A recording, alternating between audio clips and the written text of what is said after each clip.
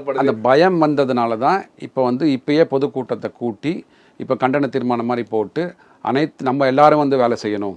நம்ம வந்து ஏற்கனவே நம்ம சும்மா இருந்துடக்கூடாது, 200 தொகுதிகள் வந்துடும் நம்ம ஞாபகத்தில் இருக்கக்கூடாது, எல்லாரும் உழைக்க வேண்டும் அப்படின்னு சொல்லியிருக்கிறாரு.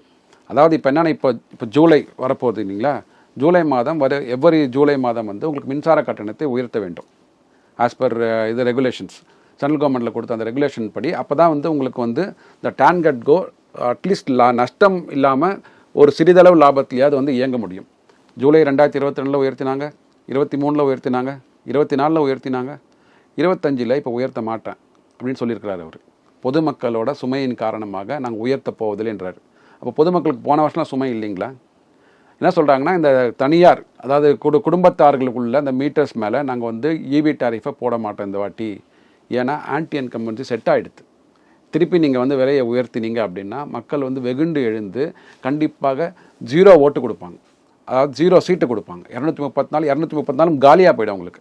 அந்த ஆன்டி இன்கம்பன்சிலாம் வர ஆரம்பிச்சிடுது. கொளத்தூர்லேயே ஆன்டி இன்கம்பன்சி செட் ஆக ஆரம்பிச்சிடுது, அதாவது முதல்வர் தொகுதியிலேயே. ஸோ இனிமேல் பார்த்தீங்கன்னா ஒவ்வொரு என்னென்ன வந்து இப்போ இம்ப்ளிமெண்ட் பண்ணணும்னு சொல்கிறாங்களோ அதெல்லாம் இம்ப்ளிமெண்ட் பண்ண மாட்டாங்க.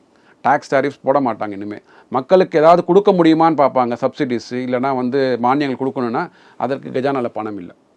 கஜானாவில் ஏன் பணம் இல்லை? நீங்கள் எல்லா பொதுத்துறை நிறுவனங்களும் நஷ்டத்தில் இயங்கி கொண்டிருக்கிறது. அதை வந்து லாபத்தில் இயங்கிறதுக்கு என்னென்ன பண்ணணும், என்னென்ன நடவடிக்கைகள் எடுக்கணும்.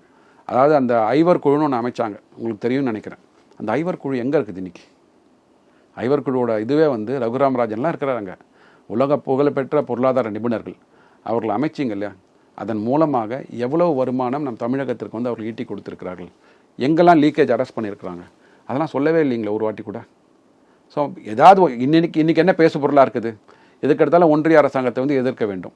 அந்த மாதிரியான ஒரு கண்டன தீர்மானத்தை போட்டு சோஷியல் மீடியாவில் வந்து ஆட்சியை நடத்தி கொண்டிருக்கிறதா நான் பார்க்குறேன்.